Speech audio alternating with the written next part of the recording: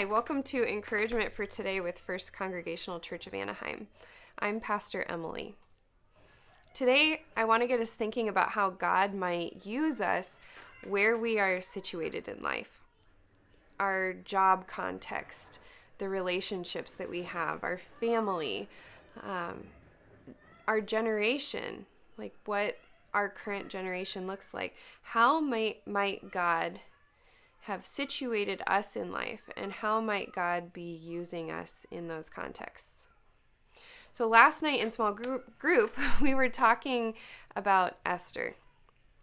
And it's an interesting book in the Old Testament where God is not mentioned once, but God is seen when you read between the lines and in the unfolding of events. Esther, she's among the Jews in exile, and she ends up becoming the new queen of Persia. But those in the palace do not know that she's a Jew. There's this terrible hateful edict that goes out to kill the Jews in the area, and Esther's cousin Mordecai comes to her and says, "Can you advocate for us?" She hesitates because if she goes to the king when she's not called, it could risk her life.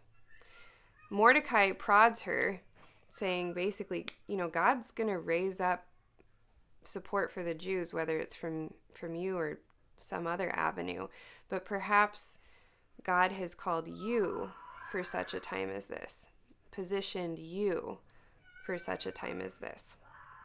So in our lives, in our context, how might that nudge apply to us? Are there hard things that we need to have the courage to say that could work for life? Are there ways that God may have equipped us, gifted us, built us to be able to serve specifically in our context in life and where we've been planted? I think God uses our background, our experiences, our current context in ways that are beautiful. So are our eyes open, and are we willing to be used and to believe that maybe God has created us for such a time as this? Food for thought for today. We'll talk to you again soon.